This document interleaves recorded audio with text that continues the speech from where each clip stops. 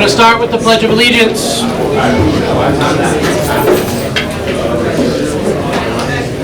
of Allegiance to the flag of the United States of America and to the republic for which it stands, one nation, under God, indivisible, with liberty and justice for all. All right, folks, just so everyone is aware, this meeting is being recorded by Norton Media. If you are recording, please make it known. First item on the agenda is the NHS Scholastic Awards Recipients and Memory Project with Mrs. Robin Lewicki and guests.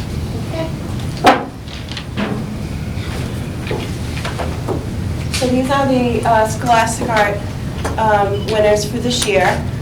And just a couple of words about it. The Scholastic Arts are awarded by state every year. There are 3 types of awards: Gold Key, Silver Key, and Honorable Mention. And this year we won 2 Silver Keys and 3 Honorable Mentions. And we're also going on a field trip tomorrow to see the winners at Tufts in Medford. That's exciting. But before I'm going to call the artists up, but before we hear from the artists, I just want to say that I want to congratulate all the kids that took a chance and applied for the Scholastic Arts, because I thought that was very brave of them, and they also did a very good job. So I welcome up Devin Becker, Allie Murphy, Nora Platt, and Jonah Ferreira.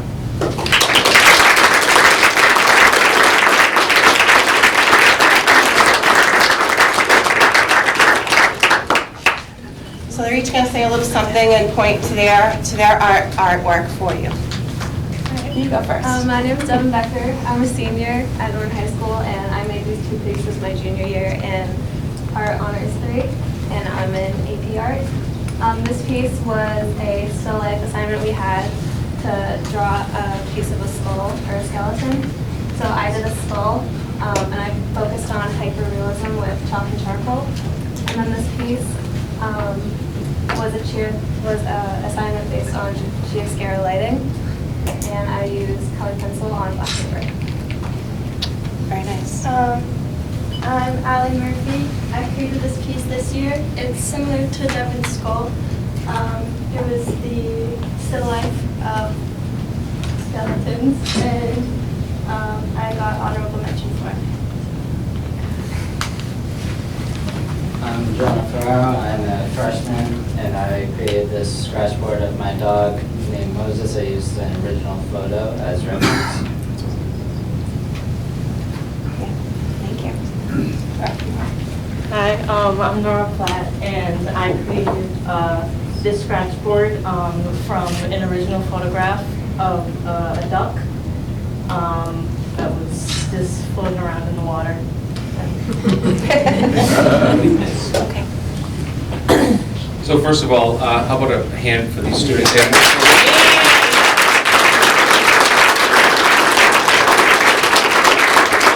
So we'd like to recognize each of you this evening. So we'll go here to Dev. And we've got Abby. And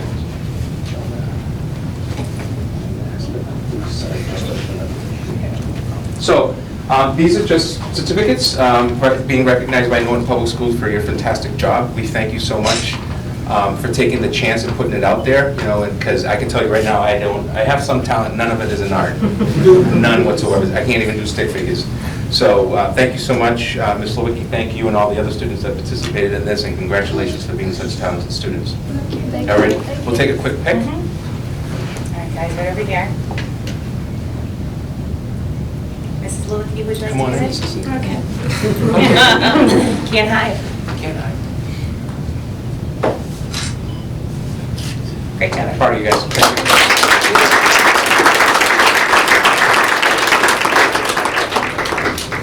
Okay, and I also want to introduce something else that the Art Society did for their community service project.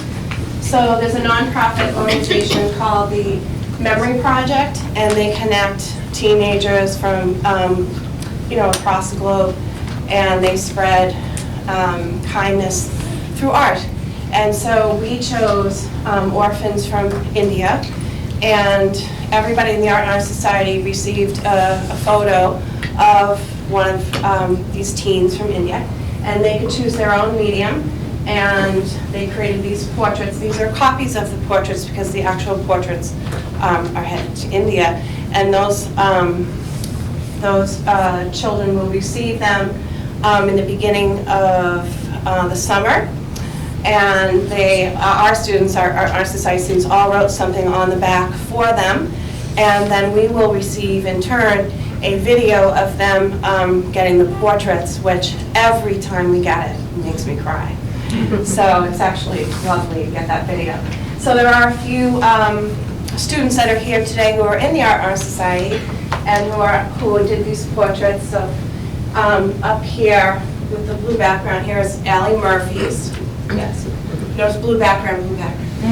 And then over here with the green background is Devin Becker's. And then right here, I believe Jillian Striner is here. And this is Jillian Striner's right here. So just wanted to point that out too. It's a great community service project. Thank you.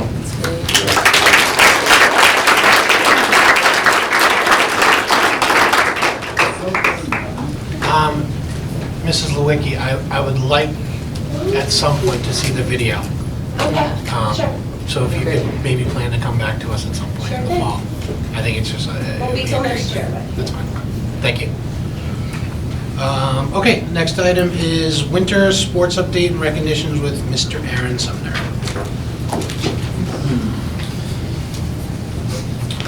Welcome, everybody. Glad to see so many athletes be able to be here tonight. Just a few things to winter sports as a whole, just like the fall season as well. We won 4 league titles, boys track, girls track, hockey, first time ever, swimming, first time ever. Many all-stars, which I'll be posting that out to everybody very soon. Have a parent square with all the all-stars, all of our league MVPs. It was just a really great season for everybody, especially the teams that have won for the first time ever. One of the biggest things I'm proud of is over the course of 2 seasons, 16 sports, we've had 7 league championships. I mean, it's really impressive.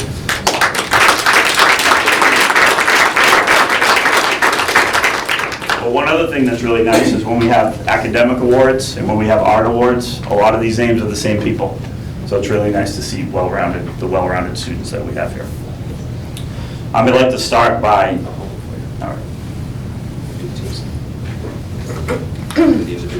yeah, we'll do the individual champions first. We will start with Matthew Cropley.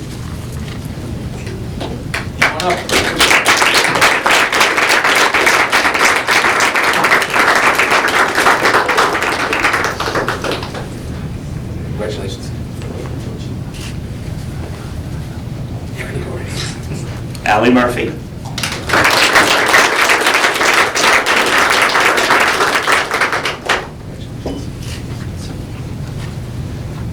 Shay Podbelski.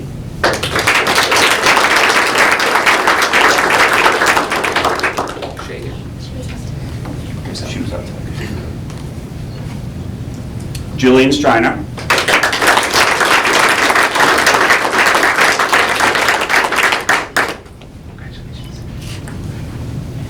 Gabe Thomason for wrestling.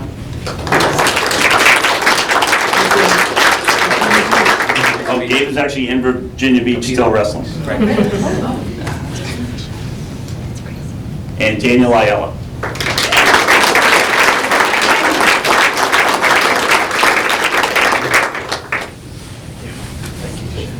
Those would be my hands. That's a big boy. You want to take a picture with the individuals? Your side, your side. Sorry. Over here, guys.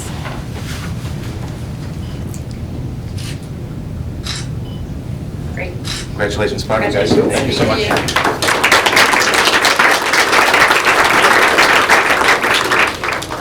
Now we'd like to introduce our team awards. Again, like I said earlier, 2 teams this year, first ever league titles. They had great seasons. We'd like to welcome the hockey team.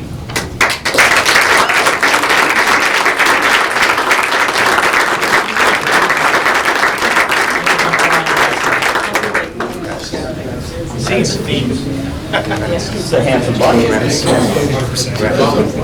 They don't change either, even when they're adults.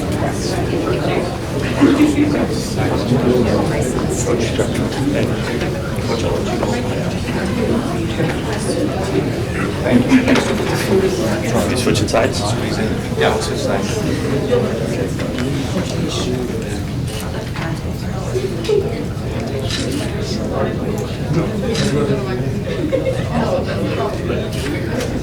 Congratulations, gentlemen. Hold Nice on, job. hold on, my Oh, turn. we got one more, sorry. The official one? Slow. Yeah. Thank you, guys. Thanks, guys, congrats. Well done.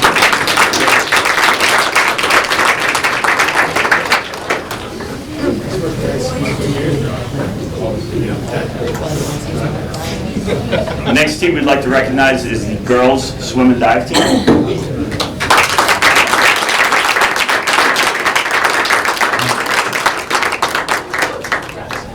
Bring them with you, Kendra. Bring them with you.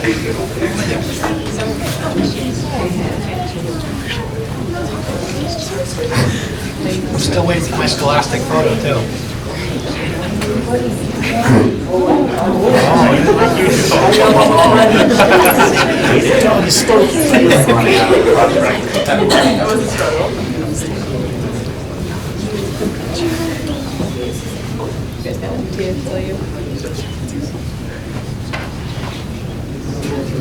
Jeez.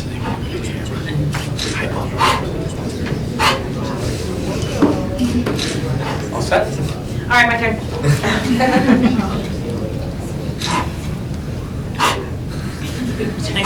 Sounds like me in the morning.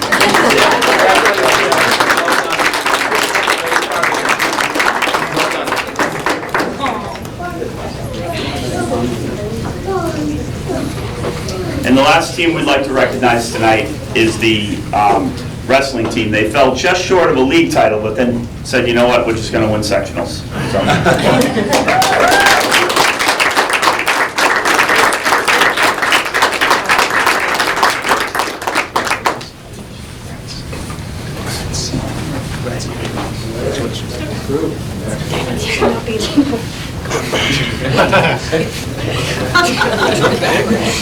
Where's the rest of the team?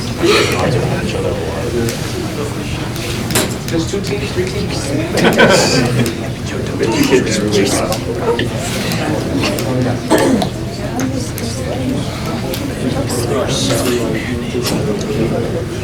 And before we take this picture, I would like to just, if everyone could just give a big round of applause. This is Pat Coleman's last year coaching as he's retiring. Just what a great job.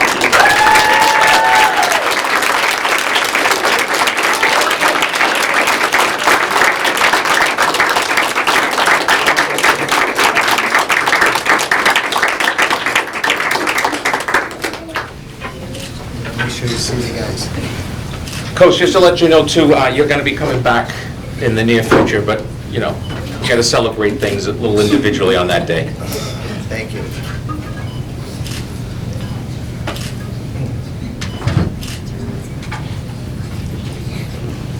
One thing I'd like to point out about this team this year is not only were they wrestling champions, they were also MIAA Gold Level Academic Excellence Award winners with a team GPA of nearly 3.1. And finally, they were also selected as Tri-Valley League Sportsmanship Award winners and nominated for the state award by the officials. So they did a great job on and off the mat. Awesome.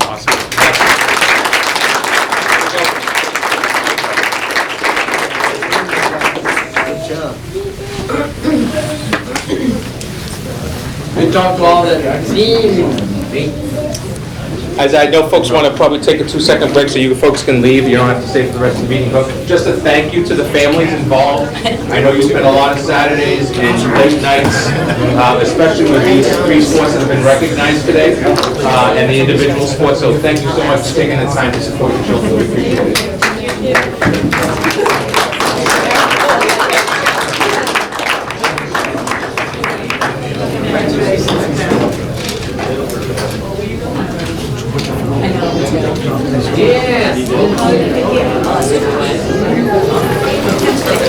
All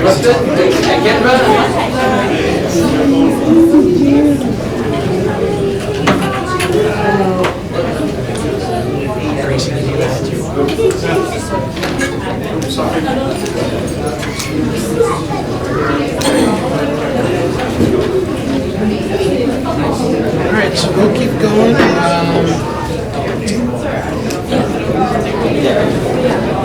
Entertain a motion.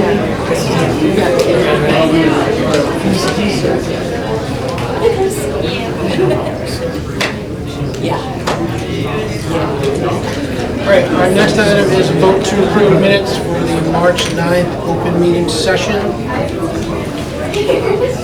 Any updates or changes to make on them?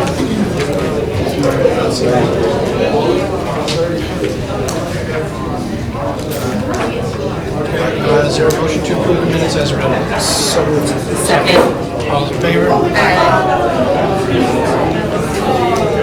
Next is the warrants, Mrs. Keller. I've reviewed and approved the following warrants: school expense warrants, March 9th, 2023, $355,427.94, and school payroll warrants, March 9th, 2023, $1,143,436.21, and wish to enter that into public record. Thank you. Next is the student reps update, Leah and Antonio. Okay, so, can everyone hear me? Yes. Okay.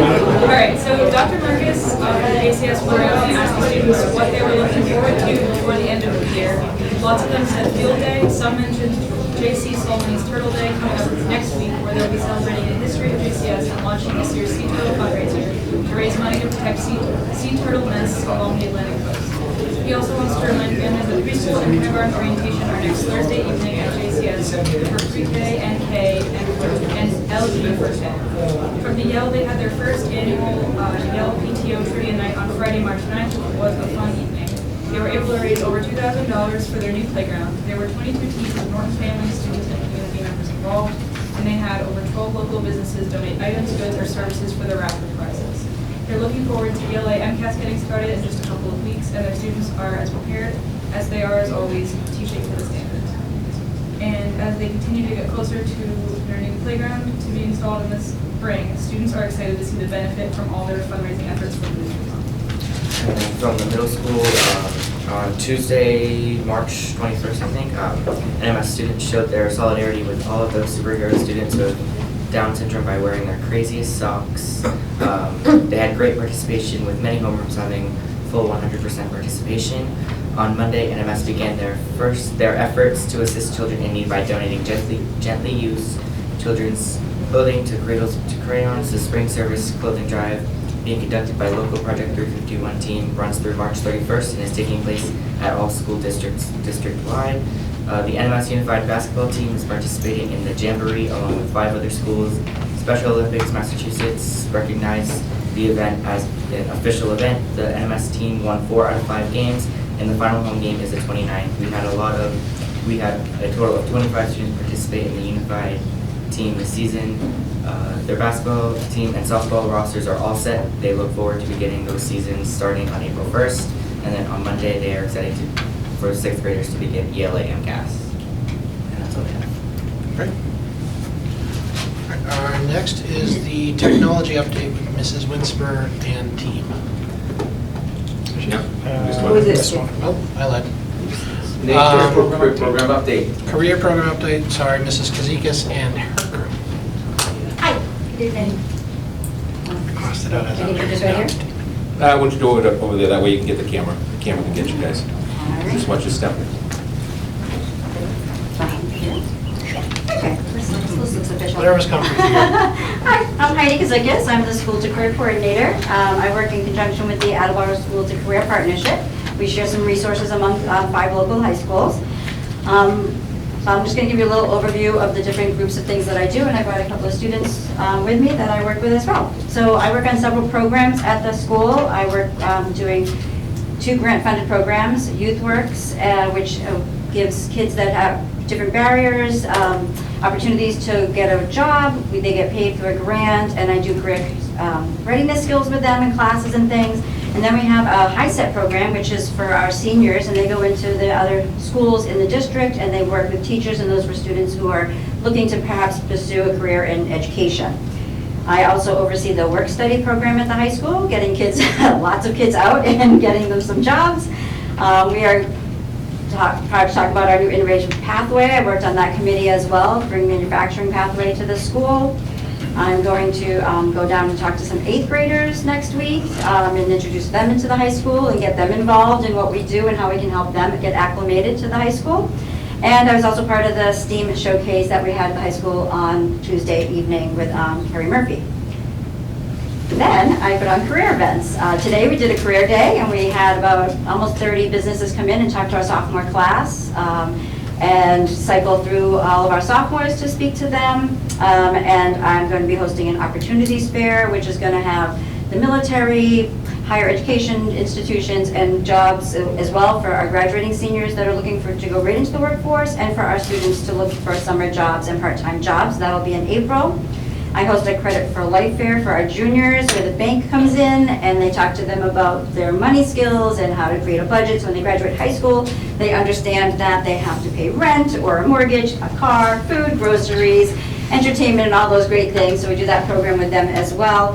And I set up military lunch visits for the students to come and talk, the military to come and talk to the students at lunch.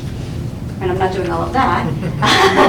I go into classrooms and I do presentations. I work with our internship class on a regular basis. I go in there and I do a series of PowerPoint presentations with those kids, everything from how to write a resume, a cover letter, job readiness skills, interviewing skills, how to fill out a job application, how to find a job, and what their first day of work would look like, how to fill out tax forms, how to all those things when you get a new job and they give you that whole paperwork stack. I kind of go through all of that with them and explain that, and benefits, and why they pay taxes and what the money goes to, so they have an understanding of that as well. And I go into the other classes by request. I've worked with special ed teachers, our English department, and our ELL department to go in and do career and readiness skills with those students as well. And then I just meet with kids one-on-one. So if a student is doesn't know what they want to do when they graduate, I will talk to them and help them kind of look at those options. I help them with job searches, write their resumes, again, interview skills, all the career readiness things. I research CNA programs, EMT programs, arrange military things for kids one-on-one, and then I go home and sleep. So pretty much anything that any student in the high school wants to do, part-time job or something when they graduate, I sort of try to touch in with them. And teachers are always referring students to me too, that they're like, this kid just seems they don't know what they're doing with their life, so they come on down and I talk to them about that. So I brought a couple of students with me. I have Eris and Logan, and they were just going to talk for a minute and tell you what programs they participate in that I work with them. Sure. Hi, I'm Eris. I'm a senior in Norton High School. I take part in the work-study program. I do work-study as a way to kind of get myself more out there. This Kazigas actually was able to help me when I first signed up for work-study actually get into a job, because originally I didn't have one to start, and she was able to help me get into that. I use a lot of my work-study time to complete either assignments assigned by my job to further my learning inside of my employment. I also am in the internship class, so I've also been able to go through my resume with her and recently cover letters as well. She set up one-on-one time to sort of review those resumes if there's any major problems too, so it's been a great way to make sure that everything is literally ready to be given to an employer so that I could potentially get hired. On top of that, I also was able to participate in Career Day as well. So I helped, get people in into tables, and even walking around, like when the job fair had started, it was amazing because it seemed like a lot of the kids were really into what everyone had to say. So it was an amazing experience to not only be a part of, but I feel like work-study has a lot of skills that have helped me not only to prepare myself for right now, having my part-time job, but thinking about the future and my college, my further education, about where I potentially want to go. Hi, I'm Logan Gallagher. I am a junior at Norton High, and I was a part of the internship class for my first semester, and Ms. Kay came in frequently every time we would meet and give many presentations on how to write a resume, how to look at the paperwork, which looks like alphabet soup sometimes, how to get started at a job, and actually helped me get the internship in the first place at Sturdy Memorial Hospital, where I did for about 6 months. As well as that, I also meet with her often because I am very indecisive. So meeting with her is just good to talk, bounce ideas off of where to go after college and or after high school even. That went from being an EMT to going to the military to all these other places. So just having somebody there really helped me pick a career path that I'm still talking about even to this day. And she's just really good to bounce ideas off of and a very good resource for finding a job and future opportunities during and after high school. So Logan, I might be one of the few that will tell you this. It's okay that you don't want to know what you do at your age. Trust me, it's really okay. Yeah. So. Even if I walked into her office not even knowing what I want to do, and even if I have just a little grasp of what I want to do now, it's still just as helpful as... Plenty of time zone. Yeah, exactly.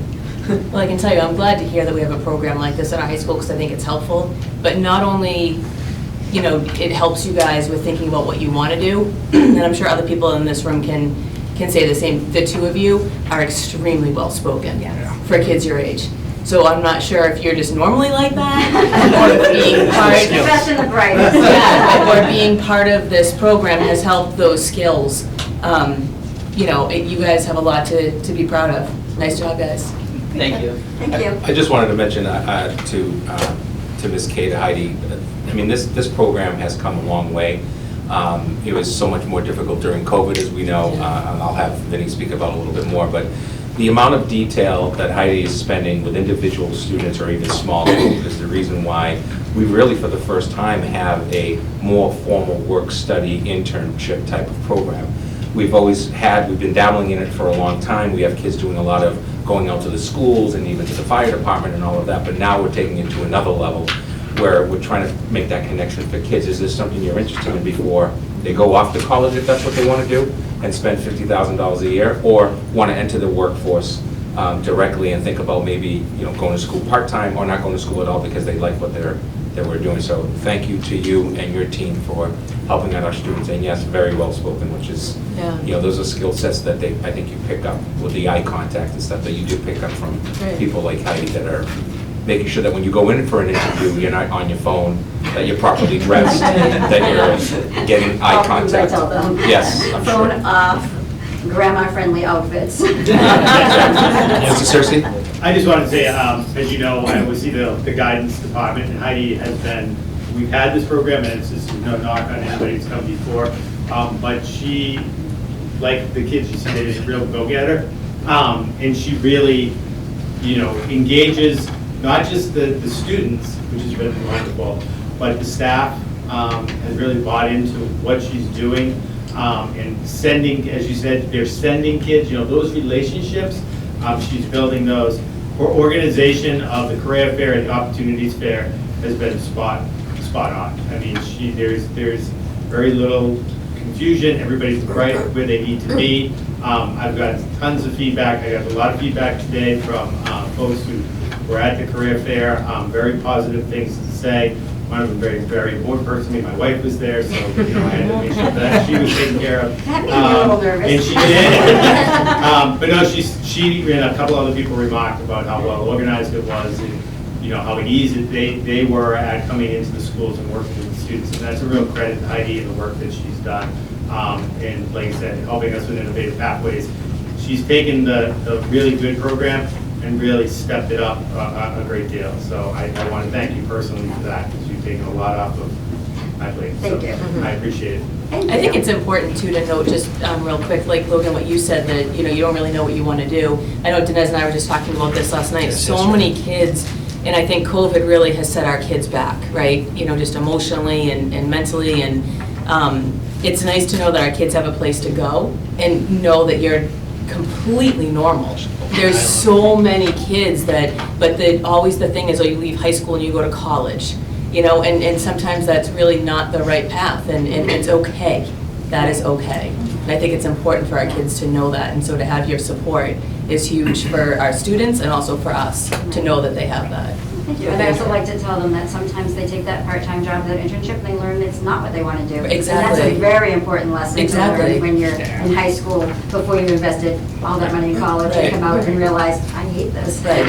And also so that you know, lastly, as the School to Careers partnership with the towns of Mansfield, Attleboro, North Attleboro, Seekonk, and Norton, those are the 5 communities, that we've received some federal assistance and state assistance, and then the cost to this program is based on the hours. So Heidi works for us around that 30 to 35 hours a week, which is the most hours that we can actually get from the program. And we did that after years of only doing 10 or 12 hours. Yeah. It's just too important Yeah. to not be able to really directly hit these kids. Yep. And it does have a lot of grant funding that comes through the 5 of us as a unit, so. So, just to continue what Sherry was talking about, she and I literally were talking about this last night. You know, it is okay not to know what you want to do. At the same time, I think it behooves us, and it's our job, to help you figure it out, right? And you're absolutely right. Sometimes the biggest thing, I say this all the time, I say to my daughters, like, sometimes the best thing you can do is figure out what you don't want to do, because it kind of helps you kind of narrow that down. But I've been on record multiple times saying I absolutely love programs like this. I love programs that give our students exposure to life beyond high school. Right. Because it's going to come really, really fast. True. And when it does, there's going to be people who are absolutely not prepared for it because they never really thought beyond those walls, you know? So kudos to all of you for doing programs like this. We have other ones like this. I absolutely love them. And I'll finish by saying, you know, you mentioned you go through with them where their taxes go. You've got one up on me. There's some time out to sit down with you so you can explain it to me, because I don't know where they're going. And also what a cover letter is, because, Yes. Yeah, right. It's important stuff, but I will like to say that I do love my job, which makes it easier for me too, because I love going into the high school. Everybody there is so welcoming and supportive. I get so much support from the guidance department, and the whole staff actually is great and very welcoming, and I really appreciate their support and help, and I just really honestly love my job, so it makes it easier for me to do. That's great. Thanks, Thank Ms. you. Gale. I got one more question. Oh, yeah, sure. What do you, I guess, what would your future look like in terms of more help? How can you even expand on this program further? Oh, my future are there. Loaded question, I know. I just, you know, I do a lot there, but I get support from the guidance department all the time, so like the guidance counselors will come and help me as well, and Ms. Thompson is just the best ever, so she helps a lot. I guess just you know, I get so much support that I don't even know what else they could do to help me, honestly. I mean, I really am just supported when I come to an idea, and I think at the beginning of the year I met with Vinny and I said, these are the programs I want to do this year, and he's like, okay, let's go ahead and do them, and pretty much anything I come up with and I say, I want to try this, they always support me, which I feel very lucky to have that. So, yeah. We have ideas, we have things that we're brewing in terms of how to expand our work study. The our work study internship is, programs. yeah, work study needs a little help. Some of our programs, like Youth Works, job, like, there are things we're moving forward, you know, but we can always talk about.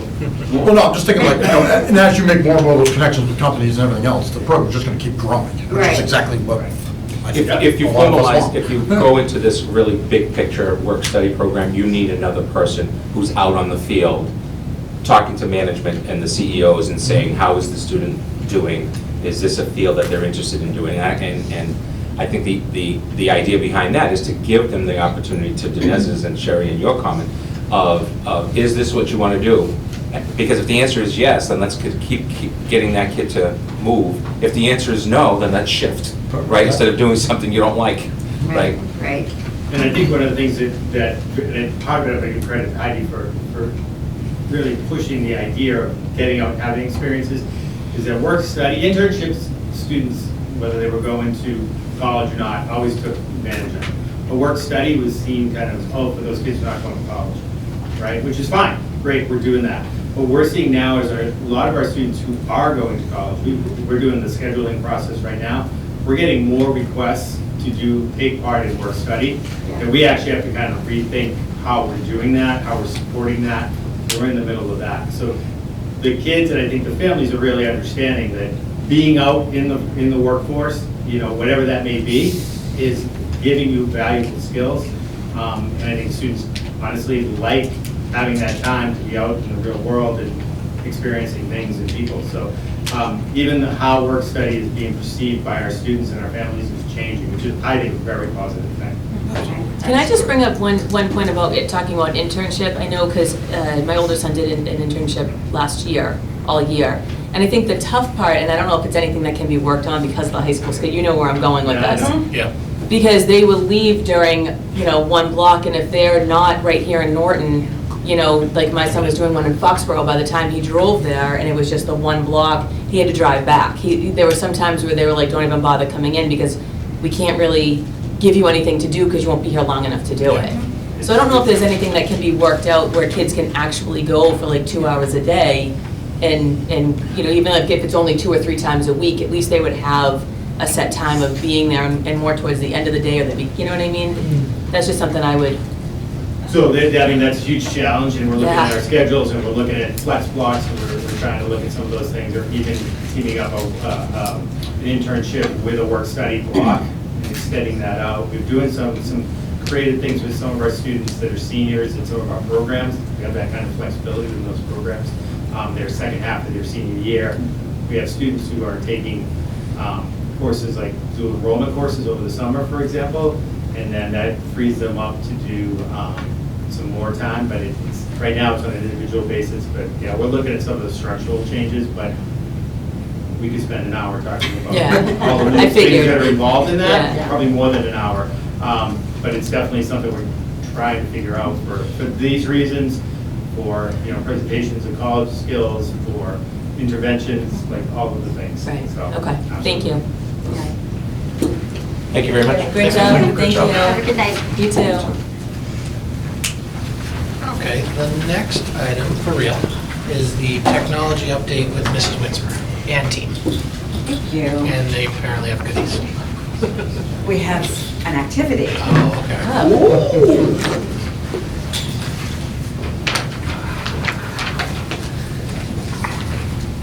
All right, so we want to thank you for inviting us to give an update. We want to meet our team. 2/3 of us are here.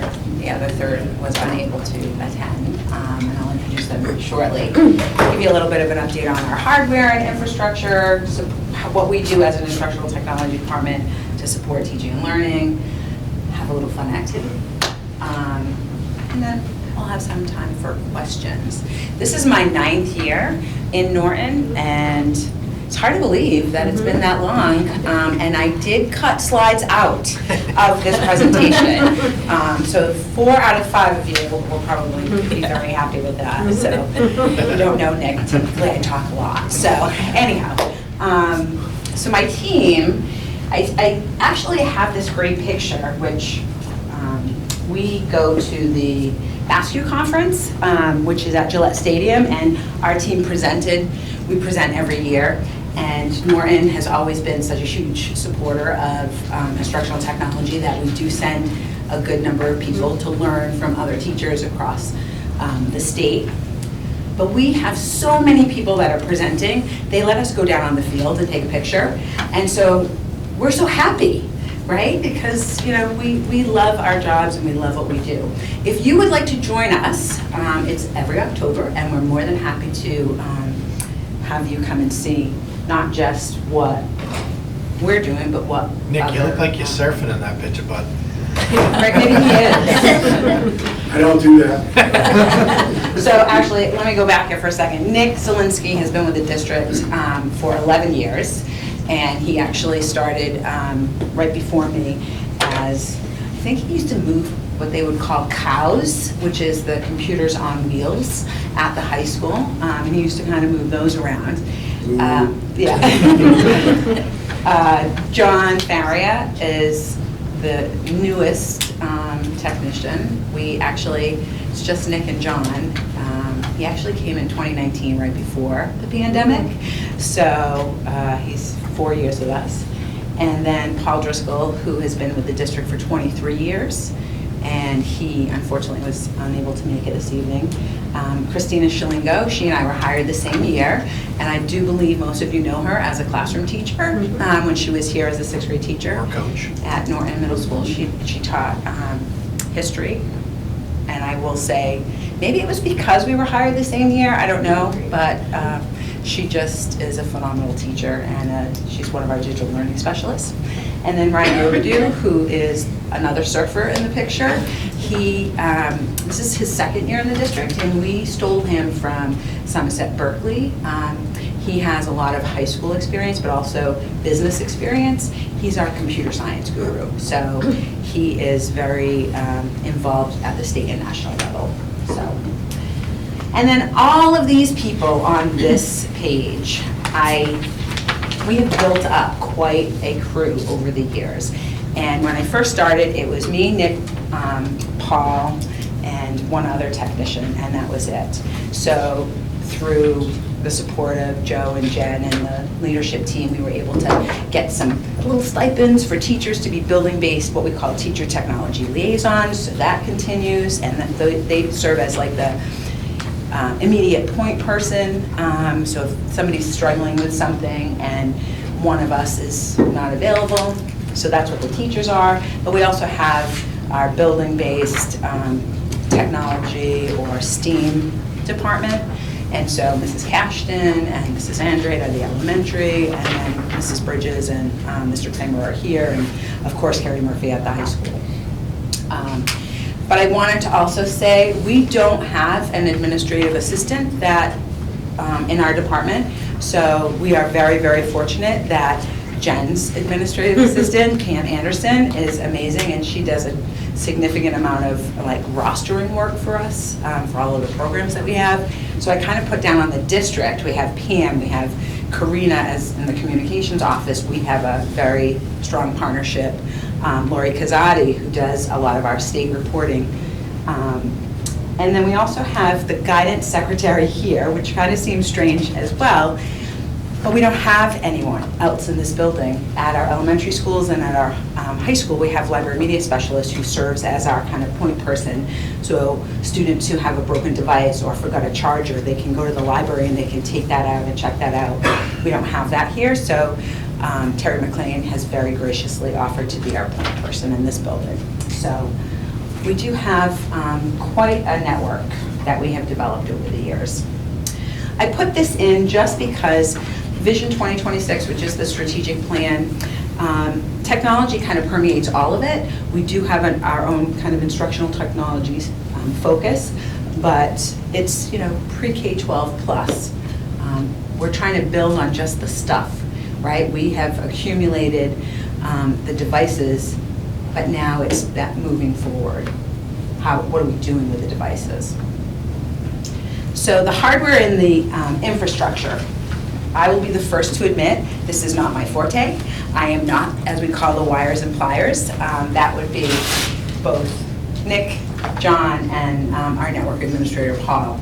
But this is, you know, a day in the life of, you know, whether it's, we have students with broken devices, we're looking and monitoring the network. We've had our fair share of issues with DDoS attacks that we've had to continue to monitor, but just trying to keep track of all of the devices that we have in the district. John is an amazing Chromebook guy, right? We call him, I'm not going to say Chromebook Johnny, but that's what it calls him, because he is really like our middle school. Our middle school Sounds students. like a weird pirate name. You're gonna get them a hat, you know. Our middle school students typically are the ones who damage the devices the most. I mean, I hate to say it, but that's what happens. They're at that age. So we're either fixing them in-house or we are sending them to HP to be fixed, and John really takes care of all of that for us. He's super efficient and organized. But a part of that is like, he repairs them too, but we're also like trying to come up with a better system for invoicing, for intentional damage and things like that, so we can recoup the costs. Because we are, you know, on the website, we do have a list of, if your child breaks, this is the cost of a keyboard or a bezel or a screen. we're also providing, we have MCAS that starts next week, so our team will be in the buildings, available in case students have any issues with their devices. We also, obviously have been one-to-one for a number of years, but we have carts of devices because kids are kids and they're going to show up and sometimes they forgot that it was MCAS day or they didn't remember that they were supposed to charge it or whatever. So, we do fill in those gaps. And even, somebody who has a BYOD device, they can't take MCAS with that. So we provide the loaner devices for students. Our department is also supporting families with wireless hotspots. We do provide internet sponsorships. We try to make connections for families who are, might be struggling to find internet at home. So we do partner with Comcast to provide those sponsorships. And also Paul's in charge of like the security cameras and the copiers. And we also have student interns throughout the year that work with John and Nick at the high school, through the department that we were just, Heidi was just talking about. We take students all the time. And, some of the students that we've had over the years have actually gone through the HP process of getting certified to repair. So that's a great skill for them to have. And then in the summer, we typically hire 4 or 5 students, and they're usually Norton High School students, and we have them for several years. We like to hire them as like freshmen, sophomores, so that we, can keep them, train them, and they're amazing. So we love our students. So this was interesting because the first year that I was here was the 14-15 school year, and so this, we actually did an inventory. And so I took that because we're also still in March. That was March of 2015, and we're now in March of 2023. And this particular page, what's really interesting is not that we are now 3,200 devices increase than we were back in 2015, but the fact that, our Chromebooks, clearly that has been the area that we have really pushed, but they last and they're perfect devices for our students. I will say, thinking back to when I first got here, I remember Dr. Bayetta, the 3 carts that first year that I was hired, and the town approved capital funding for 3 carts. But they weren't, they didn't have devices on them. It was just carts. And I remember thinking, I'm not really sure what we're supposed to do with this, but that was just where we were at that time. We had netbooks, netbooks. If you are too young to know what a netbook is, oh my goodness, they were painfully slow. And I remember thinking when I first started, the potential of Norton. That's what I really thought, is what potential, because everything was really not in a good condition. So one of the things that I remember, and I want to say was in 15, 16, maybe when school choice started. So it wasn't soon after that I started. That was really when we kicked in, right? Because we had nothing. And the only way that we could get funding for technology, and we actually did get carts of Chromebooks for the middle school is where we started. And we got them for each team, or maybe 1 per grade level, and then we ended up going to each team. But it was because of school choice funds that we were able to do that and then kind of expand on that. But you can see by this list, desktop computers. We have removed those from most all of our classrooms. The only ones that have them are the labs at the high school, the specialized labs. Desks, where the secretaries or the administrative assistants are. Guidance, perhaps, offices. But we have really pushed away from that. And I think when you think about the pandemic, we really tried to get laptops in people's hands so that they could do work from home as needed. So anyway, so we are definitely in a different place than we were in 2015. These are the slides that I added in late, and I apologize for that, but I wanted to just clarify how the technology department is funded. The operational budget is typically the things that we know that we can expect. Internet, right? We have internet costs every year, it's a utility.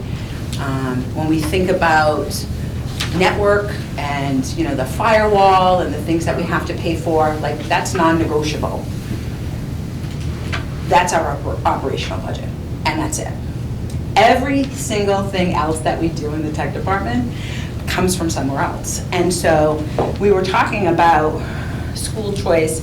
I actually was, I had asked Christine if she could help me just with some grant numbers and if she could clarify something for me. And we were looking at the school choice numbers and how they're pretty close year after year, but it's $400,000, $500,000 the tech department spends in school choice money. Wasn't that from the beginning, because at the beginning we didn't have that much. But we are spending it on all of our instructional software, all of our administrative software. So that is School Brains, that is the business software, Budget Sense, that is basically everything. And then anything that, when I say department supplies and materials, anytime that we have to buy a screen for a student who, you know, dropped their device, or if a teacher's laptop gets stolen, you know, we have to replace things, that's where we're pulling that money from. Also, any kind of replacement for robots or our robotics program or our STEAM classes, computer science, iPads, all of that comes from school choice. Karen, can I ask a quick question? Please. I might know the answer, but on the hardware section, when we look at the interactive whiteboards, I assume that is what's behind you. Correct, those are the smart boards. So those are kind of be phased out for these, right? Yep. Okay, I just wanted to make The sure. difference between the interactive whiteboards and obviously the interactive panels, we could probably place these, you know, just about anywhere in this room, and you might have a good view and be able to see it pretty clearly. Those are outdated. The software that those run on, they have not been really pushed for 5 years. Our entire high school has those. This building does not. They have carts. They don't have, some rooms, I want to say maybe a handful, 3 or 4, and that's just because of grants, like need grants that we have the Promethean boards here. Those are my capital requests. But this building and the high school are our most significant. In the high school, smart boards are at end of life series. I mean, components, warranties, things like that, where these boards here have a life expectancy of, I think it's like 8 to 10 years. Just like your TVs pretty much at home will last a long time. The difference is, this is running on your Chromebook or on your laptop, and it's interactive no matter what you're touching here. They actually told us the screen was like 25 years. The guy, when he did the demonstration, had taken off his shoe and was hitting the board with it, and we were like, oh my gosh. Yeah, don't do that, please. Don't tell us that one. I'm not gonna show you that, but this is the way, this is the way of the future, right? Technology is, we try to say 5 to 7 years is pretty much the lifespan of anything. But that's really not the lifespan of like a Chromebook, let's say. About 4 years is max for a Chromebook. Laptops, we can probably get 5 or 6. iPads, 5 or 6. But when we're pushing 7, 8 years, if anybody has ever had a desktop computer at home and tried to run something like modern, like with high graphics, forget about it. It's painful.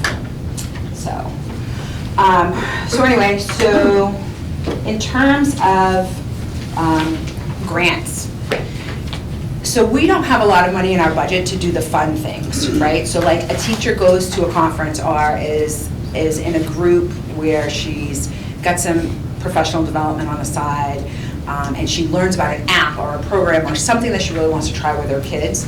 That's where the grants come in. We're able to, you know, NEED has been a phenomenal resource for us and for our staff, and has provided us with a significant amount of money, as well as Norton Media Center. But grants are really, they're the extra stuff. And that's where I put this. Just to give you a sense, over the last 3 years, this year included, and the previous 2 years, just how much money we have in the technology budget. So I don't know if you have any questions. I did want to clarify this FY 2022, this $800,000 grant, that was when I got the 2,300 Chromebooks, almost $800,000. So if you take that away, that would have been like a $50,000 kind of grant year. So, and this FY 21, $200,000 is not typical as well. That was with the federal funds that we received that went to software. But 50,000, we're pretty good about 50,000 per year for grants. On the grants, I'm assuming those pretty much dry up after a year or so, or yeah, they're pretty much 1 year. It's usually a one-time. Competitive grants, this particular, I'll talk about our grant here in a moment from DESE. There's the potential for funding again in the fall, but they don't know. They're not sure. But you can see also the capital request, we didn't do, this has not yet been approved. And then we didn't get any capital in the technology department last year, but this 85, or 2 years ago, this 85 was for boards, for the Promethean boards. How many did that get us, the 85? Oh, I don't have the exact number, so I don't want to say, but they're about $3,000 a piece. So I guess I could do the math for you, Dan, on my calculator. Numbers guy.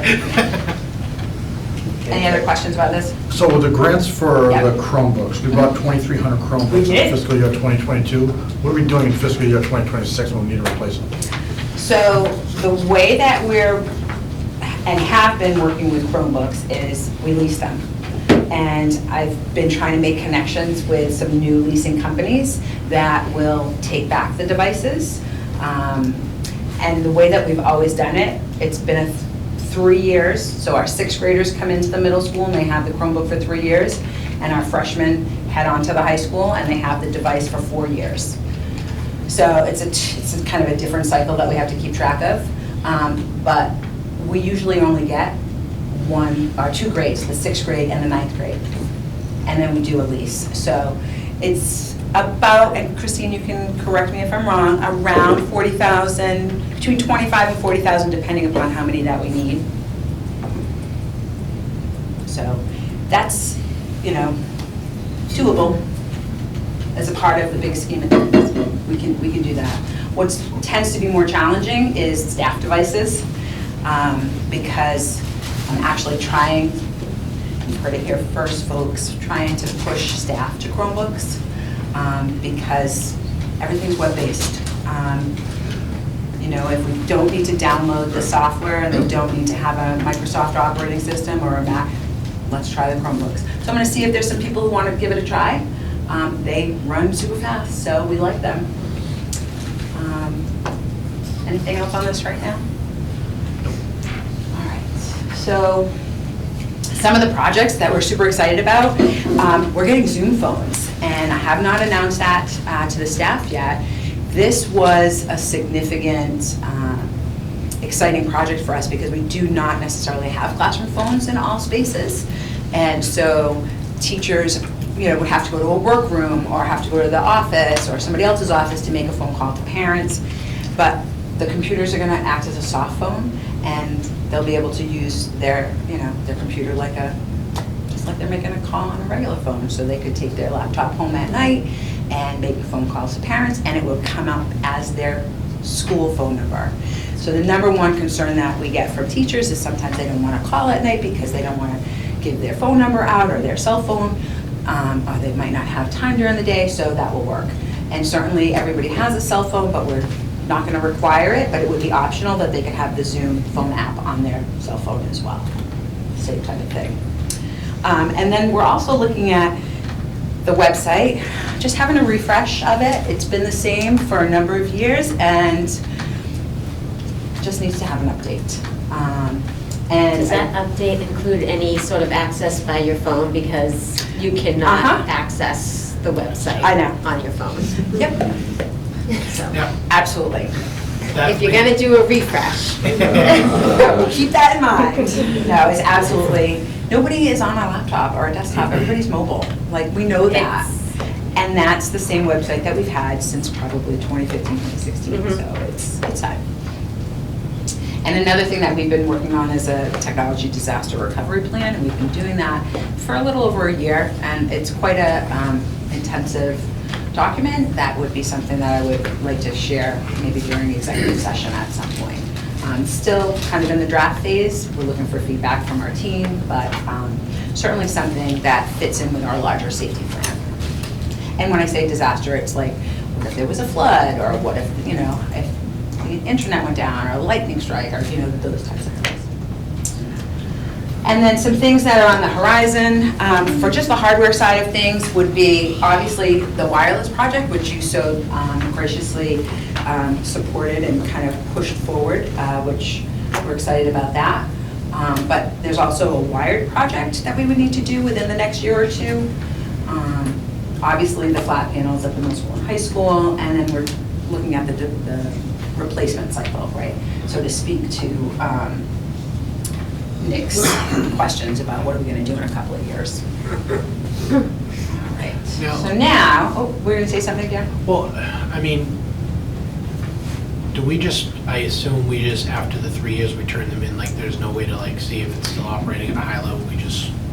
So we've stretched some. This is ideal, in terms of 3 years.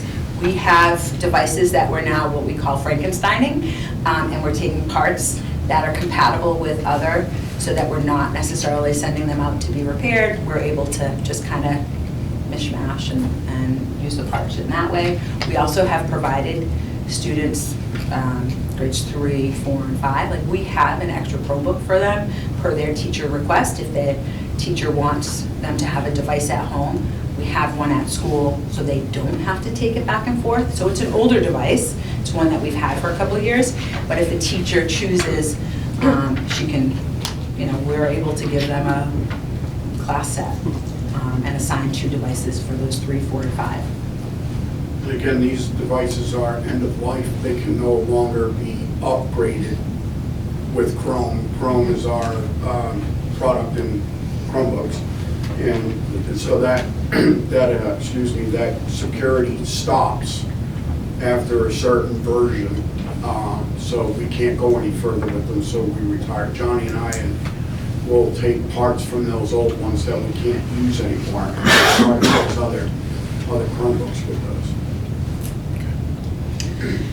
So now we're going to move to the teaching and learning side of things, and I am watching the clock, I really am. So obviously Jen's office, the curriculum office, she and I work very closely together because everything is kind of permeated with this technology. Data privacy is a big deal, and it's one of those things that keeps me up at night, and I know I sound like a total geek when I say that, but it's one of those things when you start thinking about cybersecurity, like that's what they're going after. They're going after personal information. And I learned this not too long ago, that the younger, why schools are targeted, the younger the students, the less likely you're going to check your child's credit report until they're 17 or 18. So think about if they steal their personal information, how much time that they've had to kind of wreck their credit, kind of abuse. So that's kind of one of the reasons we're easy to talk about. I know, I'm sorry. As we all go and check our kids' credit. You should be doing it, you should. Credit Karma just crashed. But we work with, very closely, because it's one of the first questions that I ask when she's looking at a new curriculum or with the team. I'm like, have they signed a data privacy agreement? Because if they haven't, let's send it to them, and we don't do business with districts with software that doesn't sign it. And so Christina is here. She is going to help me talk a little bit about some of the coaching work that she and Ryan do, how they are collaborating with teachers. One of the things that I wanted to point out, and this ST Math, I literally had to keep it to the side on this chart of our top software program. I had to remove it because otherwise you wouldn't even have seen any of this, because the next highest one is probably around 36,000 launches and that's this year, from the beginning of the school year. Whereas ST Math is 151, almost 152,000 launches. That means somebody has gone in and launched ST Math and has worked on that. So that is a part of the math curriculum at the elementary level. Yes. So I just wanted to point that out. We are able to pull analytics on software, how long people spend on it, what they're going to, and things like that, just through another software that we have, ClassLink. It's that single sign-on, which is going to be super helpful when we have to have students do multi-factor authentication, because that's coming, not just for staff, but it's coming for students as well. So I'm going to let you jump in here. So Karen, you mentioned too the instructional technology coaching that my counterpart Ryan and I do. And this is just a little bit more information, kind of giving you some insight into that. So most of you know, I was a 6th grade social studies teacher here for 6 years. And in my 6 years, I actually never had to write my own SMART goal because Vinnie Hayward would just push out pre-approved goals. And as a teacher, what I felt was most impactful about that was I, alongside 20 of my colleagues, were working on the same exact goal, whether it was like peer walkthroughs or the first Google Classroom pre-approved goal, where it was like make a Google Classroom and put 20 posts on. And I remember taking pictures of my students just like joining my Google Classroom, which feels so silly now, but it was a really big deal at the time. And thankfully, our administration and building principals were really supportive of Ryan and I writing pre-approved SMART goals that teachers could do. So we call it the Traveling Roadshow. In September, on that first half day for PD, we visit every school and we go through those pre-approved goals. We write them after having conversations with our administrators. So the first one is just a professional practice goal. It's an instructional tech coaching cycle, which means we really just focus on what does that teacher need. Does that teacher need help with data collection? Does that teacher need help just kind of keeping everything organized in their life and trying to manage emails and files and all that stuff. Instructional technology and assessment, that was kind of birthed from a need here at the middle school, but it's been really successful looking at, okay, what are we assessing? How are we assessing it? How can we get our students effective and efficient feedback so that they can use that feedback? And it's not just, oh, the learning's over, you got this grade, and we move on with our lives. And then going along with a district initiative this year is we have an instructional technology and universal design for learning, or UDL, goal, again, giving teachers the tools so that they can provide students with multiple pathways to access the information and then multiple pathways to present that information and show that they've learned it and understand it. This right here might look like Ryan and I are like trying to brag, like look how many educators we supported and the percentage, but I really think those numbers actually speak more to the staff and the fact that they're willing and want to learn from us and work with us, and they're not afraid. COVID didn't scare them away too much from instructional technology. Sometimes like eat something and you like makes you sick, you don't want to eat that again. Some programs have that effect on people, but ultimately people kind of are getting on the bandwagon or getting on the bus. And these are just a couple of different teacher collaborations we have going on. We can jump to the next slide because it goes along with, or I can pause here for a question. Well, just out of curiosity, do we know why the other 50% aren't engaged? That's a great question, and that's something that we talk about as we write our pre-approved goals. I think that right now we have a pretty good representation of the different levels of technology skills. We have building TTLs who are clearly very proficient at instructional technology. They wouldn't be building TTLs who are doing these pre-approved SMART goals with us, as well as people who are just kind of emerging. I think there's a lot of answers to that question. What about the other 50%? One of my answers to it is I'm teaching a course from May through August through Norton University called Getting Good with Google Workspace 101 to try to help activate that group, because I do think it is a little bit more of the instructional technology shy people that are still a little timid about it. But at the same time, this is only year 2 of the goal, or of us providing these goals for people. So it's still a little early, I would say. Do you think there's probably also an age gap? That's a great question. I think you might be surprised. Like, I really do. I think you might be pleasantly surprised. Yeah. I think some of our newer staff tend to be overwhelmed in the first couple of years, so they want no part of us. Yeah. They're like, I just need the tech to do the minimum, like to get me through the day. Yeah. Whereas your more veteran staff are like, I want to change things up. I'm not ready to go yet, you know, like, and I think they have surprised us. And I don't know if any of you were able to attend the STEAM night Tuesday.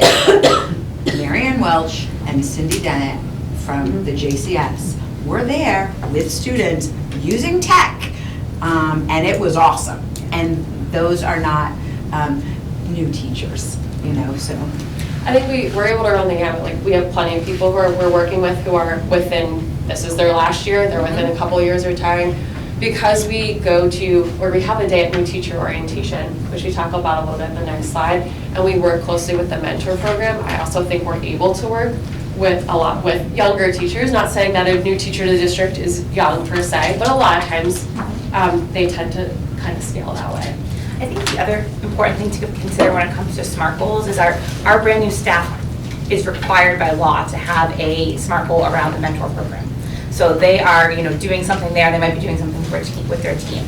We had a huge group of teachers that was working on our new math curriculum this year, and they all had the SMART goal around the field testing that they were doing. So I think 50% is an amazing amount of teachers that are engaged in that work. And I would say, I think you'll probably see, you know, some turnover in that as staff take on different goals now that some of their other projects are wrapping up too.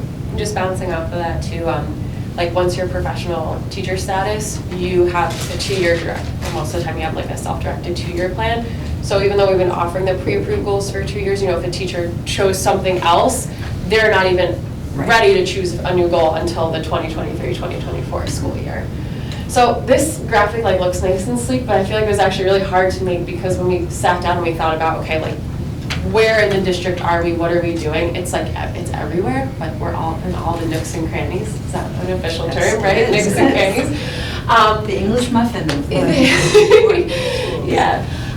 So like I was speaking about before, whether we're supporting the IMTSS initiative with data collection and analysis, we're going to speak a little bit more about the digital equity teams. We'll be here with them bright and early, 8:30 a.m. on Saturday morning in this room, working on forming our digital equity teams, making sure that students get access to the high-quality instructional technology experiences, computer science experiences by the time they leave Norton Public Schools. We're involved with NPS events, like I've helped out with World Read Aloud Day at the elementary level, as I said, new teacher orientation, Norton University courses, district hour of code, and then the collaboration is just everywhere. We work with school nurses, administrative assistants, administrators, paras, guidance counselors. There's just any role in this district, you do need access to technology, and a lot of times, sometimes some support with that. And I think, I'm just going to circle back for a second. I used to do what Christina and Ryan are doing, but I was also doing my current job, and I was also, you know, I couldn't do it all. Like, I couldn't reach the people by myself. So COVID, as we would say, showed us the gaps in teacher efficiency, and not that that's why they were hired, but that was the year that Christina came in and was able to support teachers. And then we realized, okay, this is really something that we want to do, and we were able to bring Ryan in And as it's well. even with the two, yeah. So this, I'm just going to talk briefly, I promise. We are like ridiculously excited that we were selected for DESE's grant for high quality professional development, and we are doing these Saturday sessions. But also we're doing learning walks where we're able to go into other schools. But I think there were only 5 or 6 districts across the state that were awarded these. And what it allows us to do, because our schedule, like I know you're going to be looking at the calendar, it doesn't allow for us to have professional development during the year. So anything that we want to do, it has to be extra. And nobody wants to come to work on a Saturday if they don't have to, so we are providing stipends for them.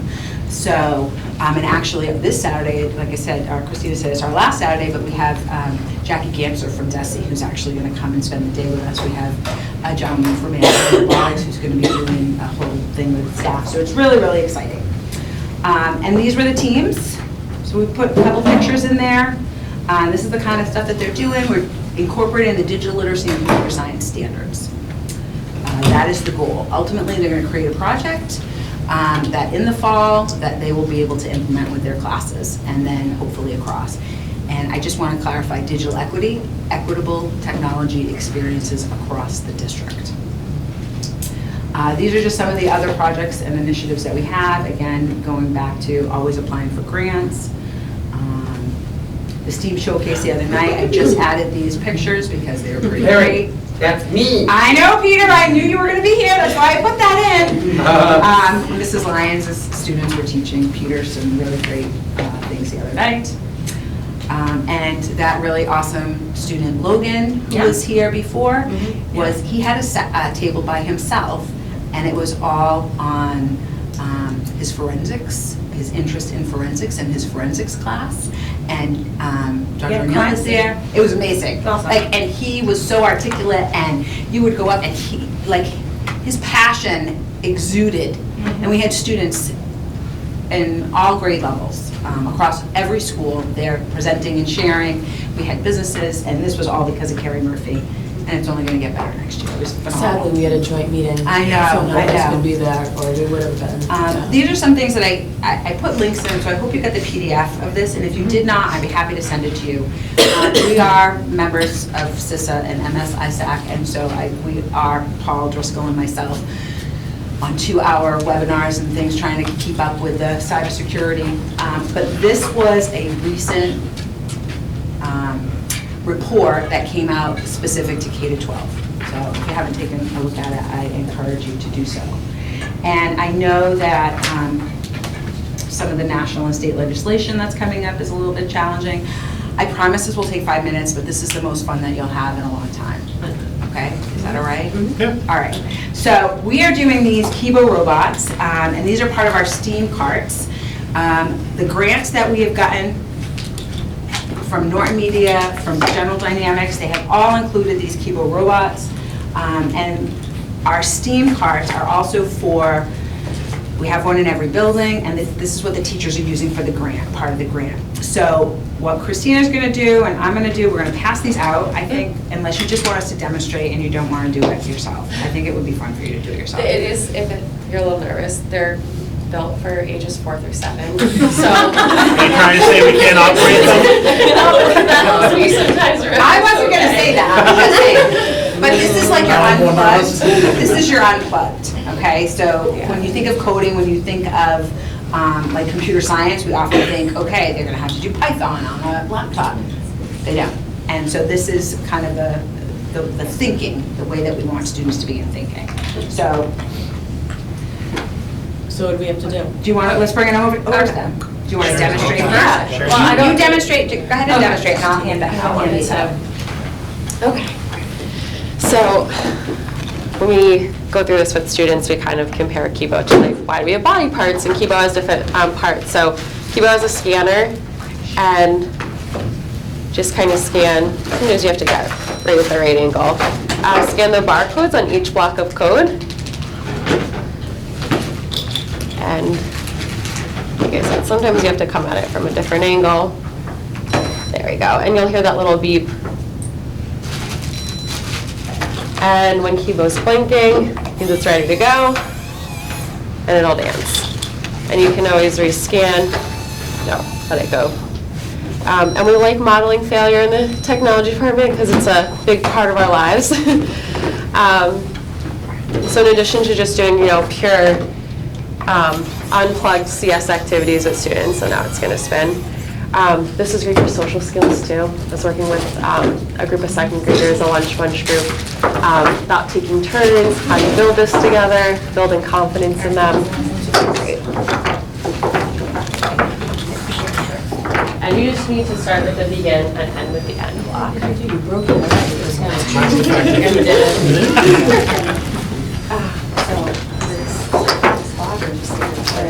And they gotta end with end. Start with. Oh, you start again. Yeah. Start with again. It's like what cues it.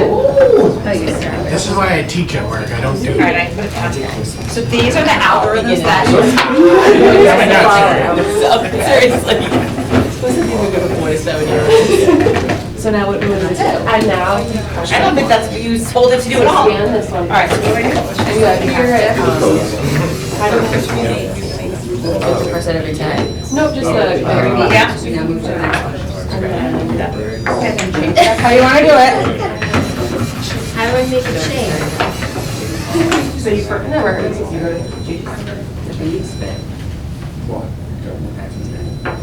Yeah? Oh, I think I hit it twice. How do I press it again? Yeah. Now. And then you press that.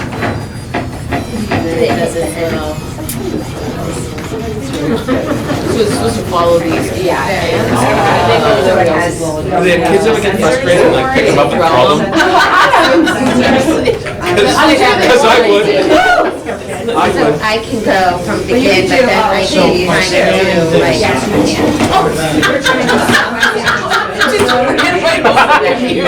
He's coming for Joe. Yeah. That was No, I didn't. It followed my request. Everybody, I got it to work. I got it there.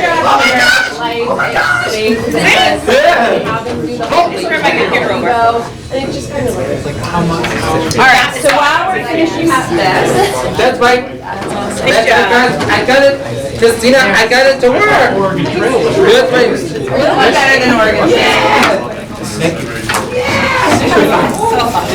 So we did classrooms, did this, remodeled this for printers, for students, and they had trouble. So we just went back, we tried it again, we did small groups. It's just fun.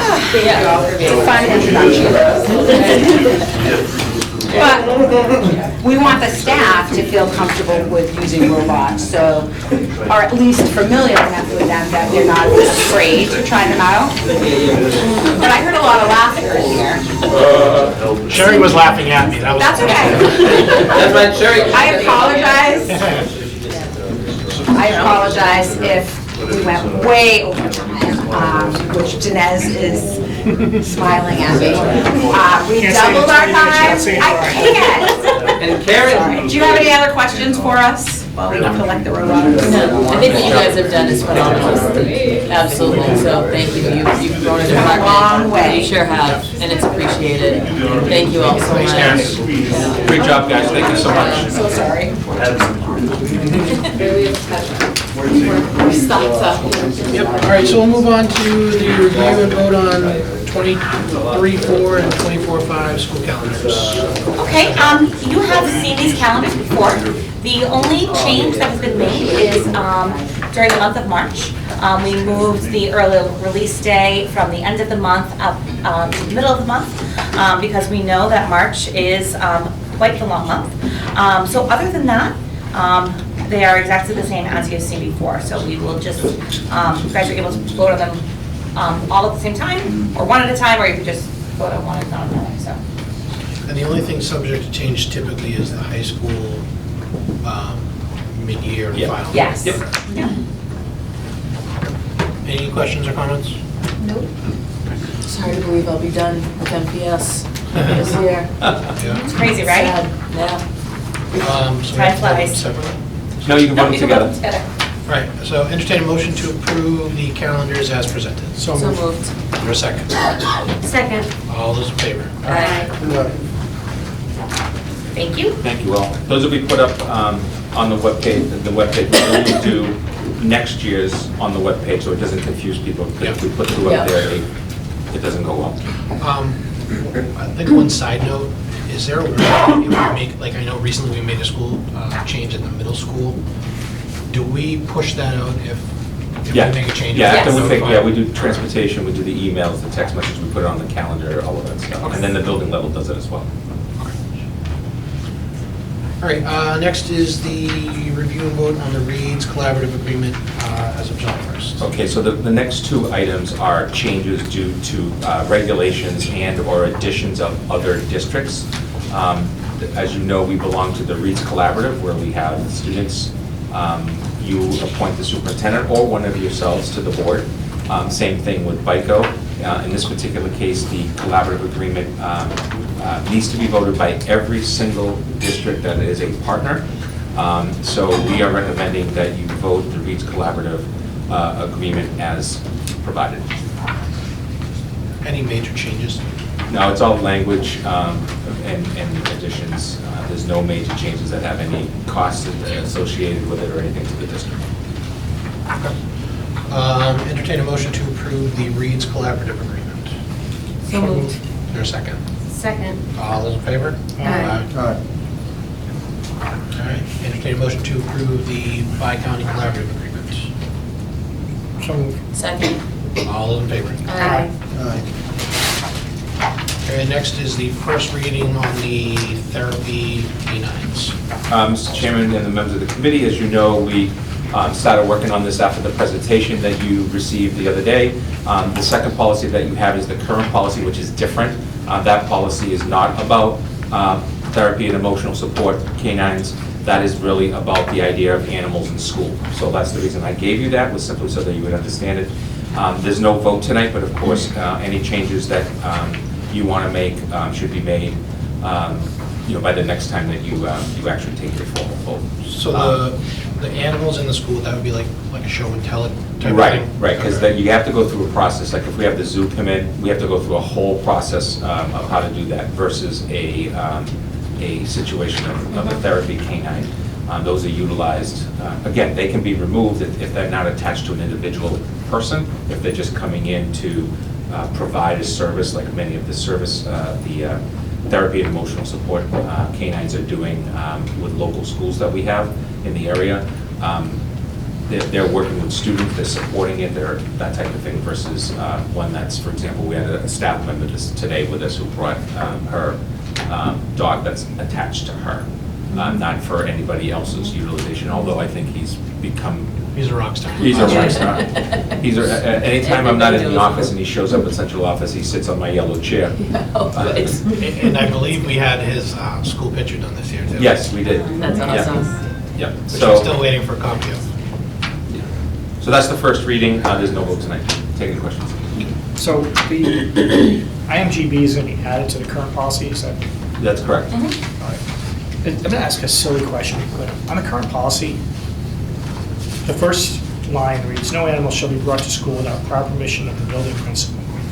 From there until service animals, I feel like everything else is superfluous, right? Like, that's it. So the reason why that I don't know why we're opening, explaining who, well, also we pray with this, and we, like, yeah, principal says you can bring it, or it says you can't. right. So That's when it. we have any, for example, our employee who works for us, they went through a process of going to their building principal and notifying the building principal that they have a service dog for their situation. I'm saying up to the service, like, this, the first page, is up to Basically, the service animal. every word out of here.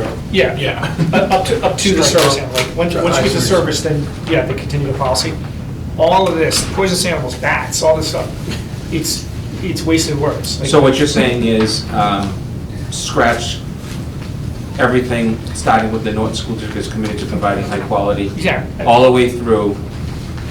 Now, All the this way- is not on your agenda, all so the I'll way have to bring you. this up as a Right. first reading. I'm just asking why we have any of that. Like, Yeah. To be quite honest, I think it's specific, but it could be that you're right. I'll ask council if it's easier to just take the current policy that starts as animals in school policy, keep it as animals in schools, and then just add the new policy that you have. And that way you only have one policy. No animals in school, however, we have a canine therapy situation. yeah, you have the service animals and the therapy. Yeah. All right, I will, Because if you think about it, like, I'm looking through this, and like, all the things that are prohibited, fur bearing, bats, poisonous animals, like, all right, there's not many left, right? Like, it's. yeah, but you know what, this originally, if I recall this correctly, I believe that this came about because people were challenging what a pet was versus what a animal is and all of that stuff. So the policy started to be written, because this is a policy taken exactly from the AMSC and is in every district in the state. Yeah. But we can change it to the liking if you like. I'm not- We're not violating any law as long as we have that opening statement. You know, like, we've had this conversation before. I don't think that NASC should be our law. Like, that shouldn't be the, we just adhere to what they say. Like, I feel like they, Well, there is a legal reference to 28 CFR Part 35 that I'll have to take a look at. because where is that? That's on the second page at the end of the same current policy. Give any. So I'll have to take a look at what that. Oh, well, that's got to be service animals. mean, I believe it is, but. Service animals, which I'm fine keeping. Right. Okay, we will have to we are, it's a first reading with no action anyways, but we will have to come back. Just something to think about. Change, okay. I'll send it ahead. For what it's worth on the therapy, I thought that was excellent. I thought that was fine. Yeah. Thank you. All right, next is the second reading and vote on secondary students' freedom of expression policy. So this is a continuation. As per the last one, I did add all of the language that I said would be part of it, and so now it's any further debate, changes, and vote. So I'll start it up here. I had a conversation with somebody after our last meeting, and kind of the, I don't want to call it debacle, but the confusion that happened from that. I had a conversation with somebody, and we were discussing what had happened. They were not at the meeting, they were asking about it. I said, well, this is what's happening, blah, blah, blah. This is Mass General Law. It's not a policy that we're enacting. There are additions to it, but quite honestly, the additions to this are not restrictive. They're more communication-based, right? So, and they brought up something that I thought was not that insane an idea. We have codified mass law into our policies. I think it's confusing people sometimes. And I wonder if we should not codify it. It is the law, and we have to adhere to it, to follow it. But should we, as a board, in general, stop voting on and approving mass general law into our policies? Because we really can't not follow it. Well, I think this is somewhat of a gray area, because this is, at least in my memory, the first time we've had a mass law that has come about due to a policy that we've had to research. But we definitely have approved mass MGL into policy before. I am positive of that. So it's a question, it's not a statement. So what would be your resolution to not vote in mass general law? Because we really can't vote it in or out. Why do we have Mass to general vote? law is mass general law. And I think it's confusing people that we're voting it in. I think it's telling people, well, we cannot vote it in, and we won't have to adhere to it. And I think that was the confusion on the last one. There are a lot of people, I think Margot had asked at one point, well, why are we here? And I said, I don't know. I don't know why you guys are here. I don't know what your argument is. They thought that we were going to debate the law, and we're not. So and I'll just put this out there, would we take a policy that says not specific language of the law, but in addition to the general law, we're adding our stipulations to it? Sure. Yeah. Would that be how you codify it? I don't even know if we have to say in addition to the law, because we're required to follow the law. I mean, it's not, we don't have a choice. This. The only thing, I completely do agree with you, because you're 100% correct, like, we don't need to write all the laws in our policies. Right. It doesn't make sense, right? But I think with this, and not just this, I think, but like, what Dan just said is like, we are adding the yellow, if you will, the highlighted yellow, to what we're doing. So I feel like we do need to highlight. We at least have to. Why is the yellow here? Well, it's because we're following up on the Mass General Law. Yeah, I don't know. I don't know that I think it doesn't stand on its own. Right? Well, we Because can't it's- have our yellow without having to reference the Mass General Law. I just feel like we're going to open more questions. But the first line is, the right of students' freedom of expression in the public schools of the Commonwealth shall not be abridged. So we acknowledge that they have a right. And then we say afterwards, for purposes of section, blah, blah, blah. Furthermore, prior communication to student organizations finishes following guidelines will be followed.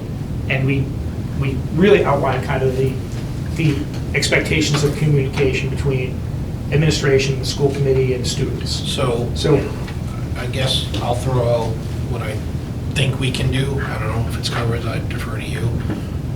Our policy would then revert to an action under the freedom of expression policy needs to meet this criteria for us. Is that something we can do? And we're still covered under the law, that's their rights, but I think we still need to incorporate this yellow somehow into our policy. So, Sorry, that's our policy. But we're not abridging anybody's rights with these. So it's not. We're not saying it has to meet this criteria. This is really saying, hey, the chair will communicate with all school committee members. The superintendent will communicate with the chair. It's more of a, hey, here's here's a skeleton of how we're going to, we're going to make sure that everybody's informed, et cetera. It's not abridging anybody's rights. We can't. So the way this would read would then be a little different. You would keep the legal reference down below, which is attached to the law. You would scratch the entire cut and paste of the law out.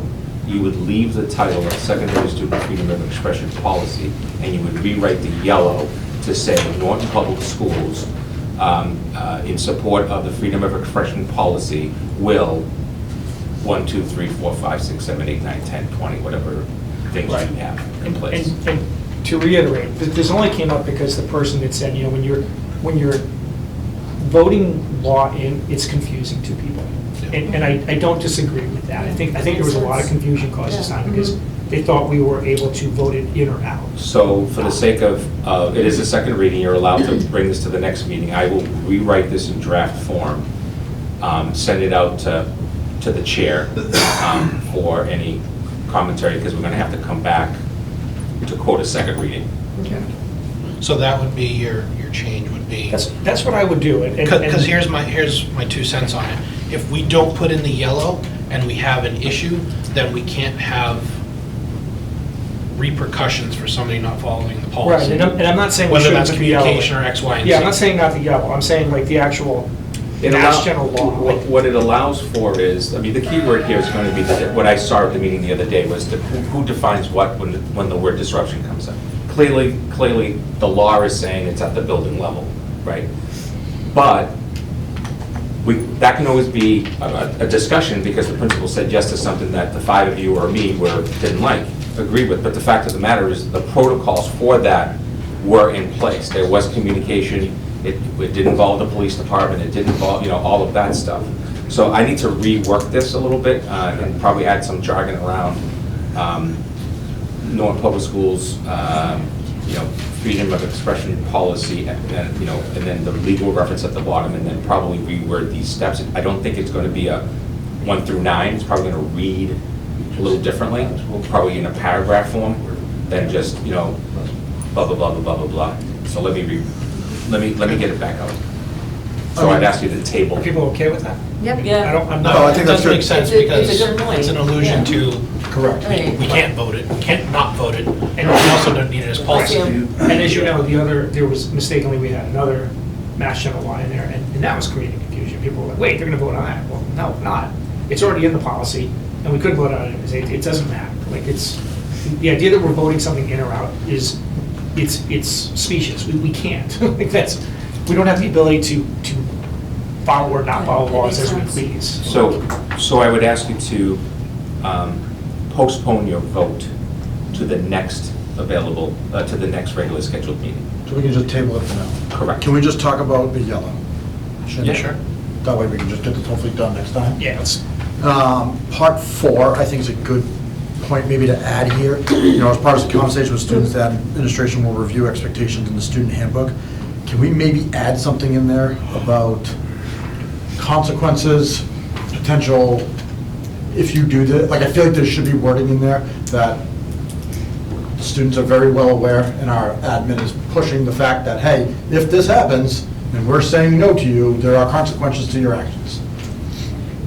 Because I feel like, yes, reviewing the handbook's great and the expectations, but I do think we need that word, a key word in there. So you're saying? And again, I'm horrible at this stuff, so. Yeah, so I'll try. Translate it for me. I'll take a stab at it. As part of the conversation with students, the administration will review the expectations in student handbook, highlighting specific consequences. Or Potential consequences. Yeah. Perfect, something along those lines would be great. All right. Yeah, because we just had that discussion on alternative punishment, so we can't really say X, Y, and Z, so that's why I think having it as student handbook, Yeah, I honestly think you could almost take out expectations. I think you could almost go with, like, as part of the conversation with students, the administration will review the student handbook. Consequences and expectations. Yep. So friendly thought, I think, to what you just said, which I don't have a problem with, to be quite honest, is that we have to use some language here in reference to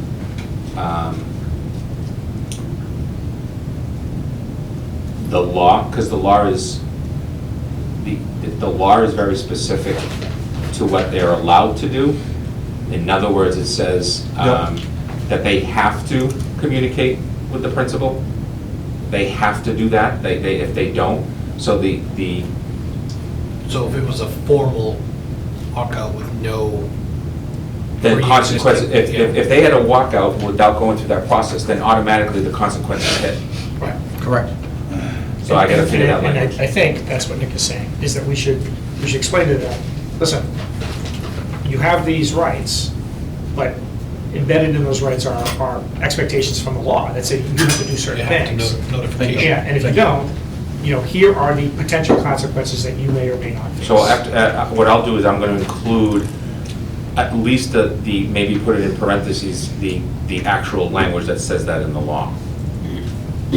Yeah, because I think the law protects us, and if it's a notified Yeah. action to the Yeah, administration. If it's a non-notified I action. just think it covers us, that if a principal does need to, because the kid doesn't do what the expectations were, and they don't follow, Yeah. Then Right. there's a consequence for it. So it's very well spelled out right from the beginning. I agree. That if someone goes back onto the policy, well, it's a consequence in the policy. let me reword this stuff, get it to everybody for all kinds of input and stuff, and then take it up at the next public meeting for debate, discussion, and finalization. And you said you'll run it by legal too, right? I'm going to run it by legal because I know exactly what you're saying. I just want to make sure that the jargon that's used is, to Nick's point, pretty clear. That the word, if you put the word consequence in here, that it's tied into not following the rules, not the law. You know? Yeah. Right. We're not abridging anybody's rights. We're not, right. So that we're clear that if you follow these rules, there's the potential this can happen. But if you don't follow these rules, you go right to consequences. Yep, exactly. Okay. And then just one other thing on this, and this is probably more of an open meeting thing that I probably should know, but can when we do these, can I communicate with Dan about potential changes prior to our? So the two of you can have, any combination of the two of you can Five have. of So us the can. chair We can can't, communicate, the chair can communicate to you directly, or you to them. You can communicate to any other member that you want.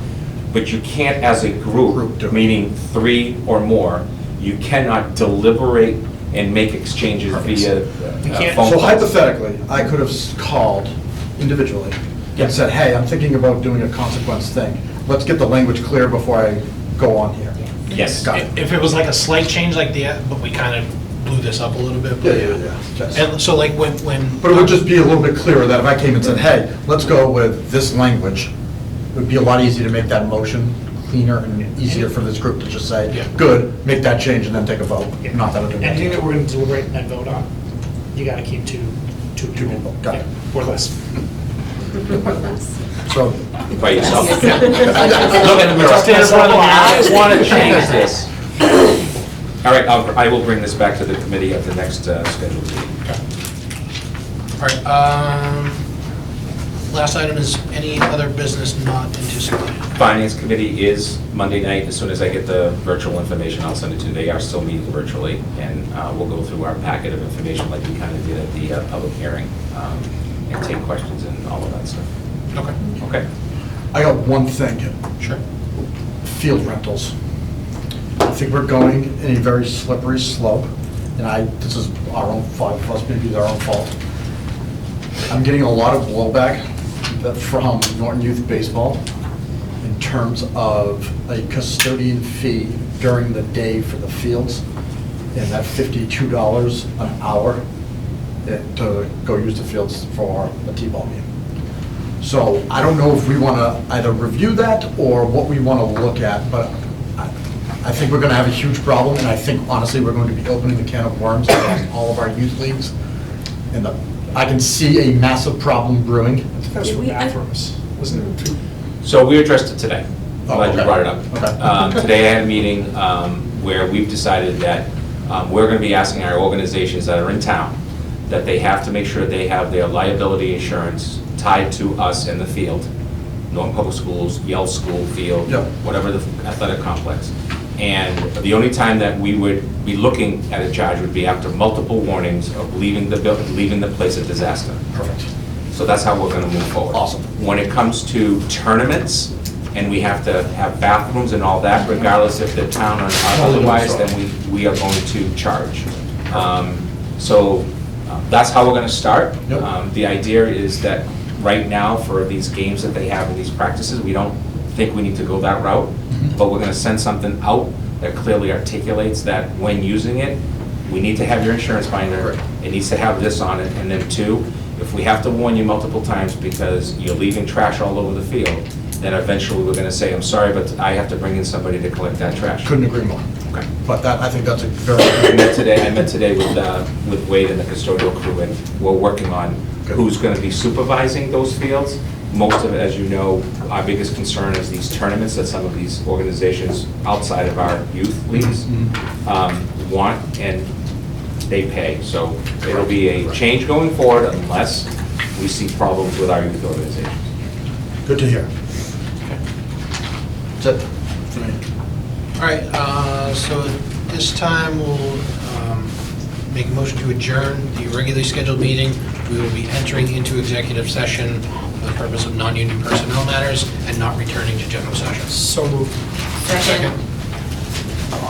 Mr. Schleicher?